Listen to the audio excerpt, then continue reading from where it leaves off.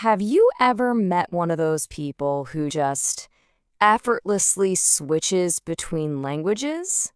You hear them talking and you just think, wow, I wish I could do that. It almost seems like a superpower, doesn't it?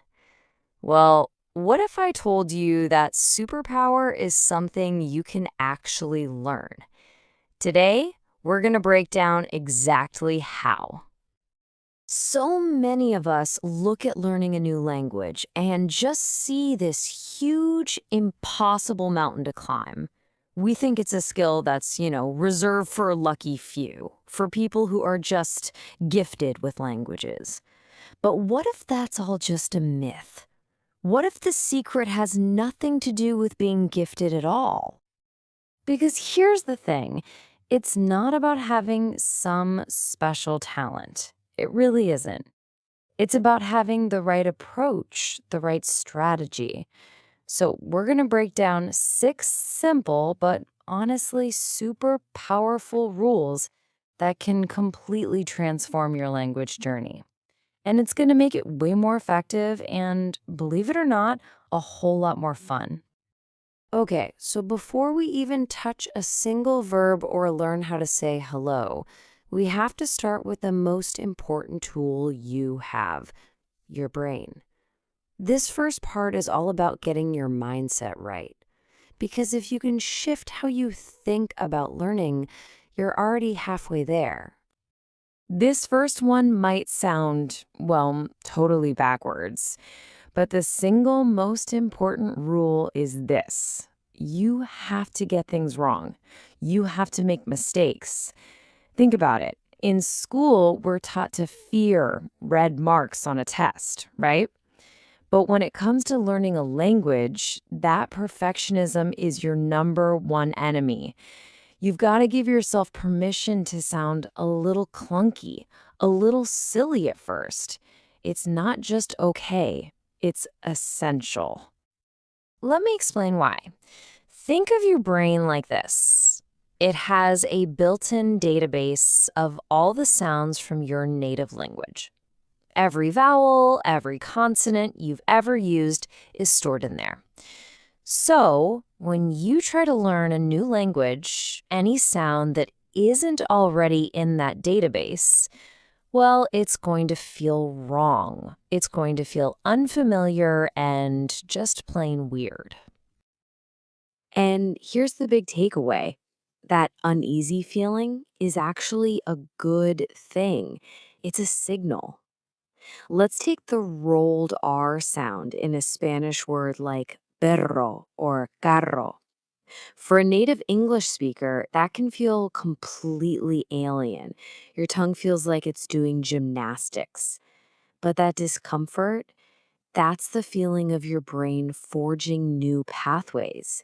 It is, quite literally, the sound of learning happening in real time. All right, rule number 2 is a total game changer, I promise you. Scrap the foreign alphabet. Seriously, don't rely on how a word is spelled in the new language because our brains are hardwired to read things a certain way, and that can really mislead you. Instead, you're going to create your own personal pronunciation code based on how the word actually sounds to you. Let's look at a couple of perfect examples. See this Portuguese word, real? An English speaker, you and me, we'd instinctively read it as real. But that's not it at all. It's actually pronounced closer to hue. See the problem? Or how about the Chinese word for fire? Hua. It looks like hu-o, right? But the sound is way different. It's more like hua. This is exactly why writing down what you hear, not what you see, is so incredibly important in the beginning. So once you're out there making mistakes and using your sound code, you need someone to help you fine-tune things. And that brings us to rule number 3. You need to find a stickler. Now, think of a stickler as your personal language coach, kind of like friendly language police. They're someone who gives you immediate, helpful feedback to make sure you don't let bad habits take root.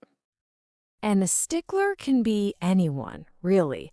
It could be a formal language teacher, sure, or an online tutor you meet with once a week. Or honestly, it could just be a very, very patient friend who's a native speaker and who you've asked, hey, can you please correct every little mistake I make?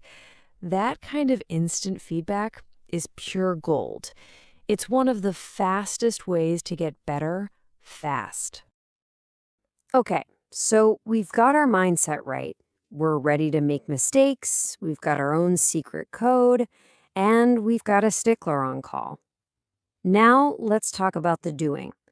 What are the day-to-day habits that are actually going to build your skills from the ground up? This next technique, well, it's my absolute favorite. And yes, the name is pretty literal. It's called shower conversations. And it's all about talking to yourself in the shower, in your car, waiting in line for coffee, anywhere. It's basically a form of mental practice, the same kind of visualization that pro athletes use before a big game. So, how does this actually work? It's super simple. You just play both sides of a conversation in your head. So, imagine you're ordering a coffee. You're the barista. What would you like? Then you're the customer answering yourself. I'd like a large coffee. Then maybe you ask, is it expensive? And suddenly you stop. You realize, wait, I don't know the word for expensive. And right there, that's the magic. Your brain flags that missing word as important and you can look it up later.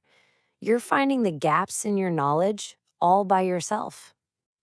Okay, so once you've gotten pretty comfortable having those solo chats in the shower, it's time to bring another human being into the mix. And this brings us to rule number 5, the buddy formula. This is the absolute key to making sure your conversation practice is actually effective and not just awkward. So here's the trap that almost everybody falls into. You find a practice partner who also speaks your native language really well.